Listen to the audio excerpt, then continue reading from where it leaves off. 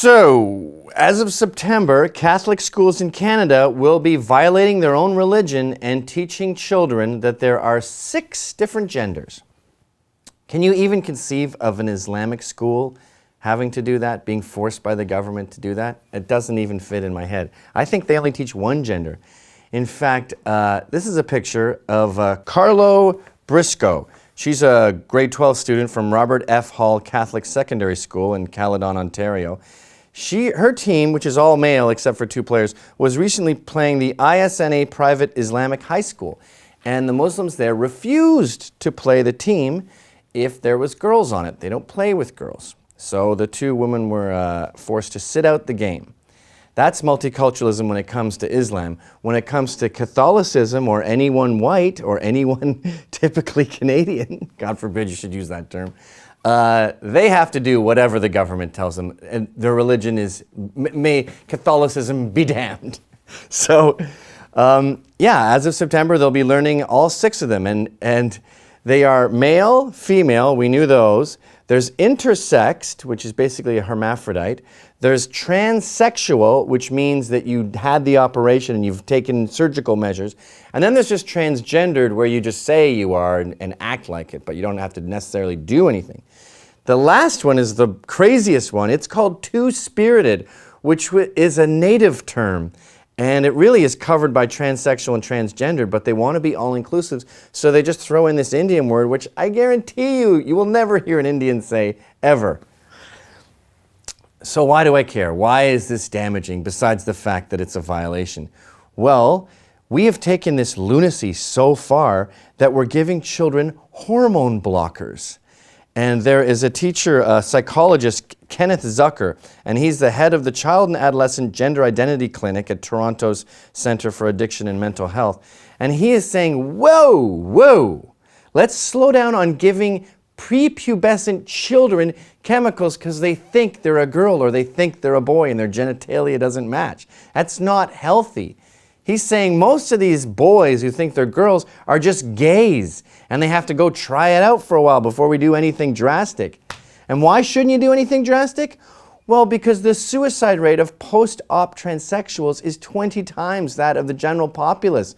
Johns Hopkins University was one of the first to do it, and they don't do it anymore because they see that suicide rate and they recognize that it violates the Hippocratic Oath.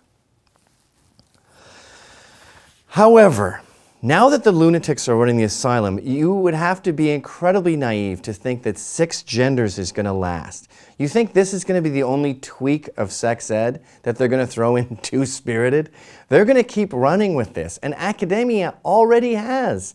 Now, we're talking about transabled. Are you familiar with this? That is the phenomenon of cutting off your arms and your legs because you were born in a handicapped person's body, not an able person's body. I'm sorry to laugh. I should be much more serious about the mentally ill. But this guy, Clive Davis, not the guy who discovered Whitney Houston, but Clive Davis is the Canada Research Chair on Narrative Studies, whatever the hell that means. He teaches social work in New Brunswick, and he claims to have found 37 transabled people. And he takes them very seriously. Let's listen to him talk about that. A number of notions about the causation of this, but people who identify as transabled feel the need to align their body, their physical body, with their body map. Align their body with their map. Doesn't he seem sort of dubious of his own bullshit there? Can't you sort of see him rolling his eyes behind his eyes? I don't believe that he believes this. To find people who believe it, you got to go pretty far out on the nut scale bar, and you got to go pretty young. This is an academic named Alexandre Baril, and he is happy to explain to everyone how legitimate it is to chop your legs off. And he presented this transabled case recently at Ottawa University's Congress of the Social Sciences and Humanities. Great. Sounds good.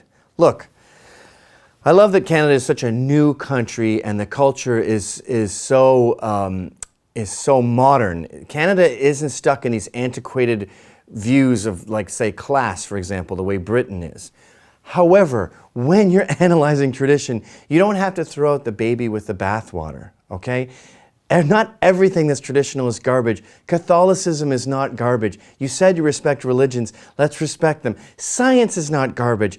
Doctors are not being sexist when they say there's only two genders. Okay? This guy, Kenneth Zucker, is not being a homophobe when he says it's okay to be gay. We're getting to a point where we're so open-minded that we're letting dysphoria create a dystopia.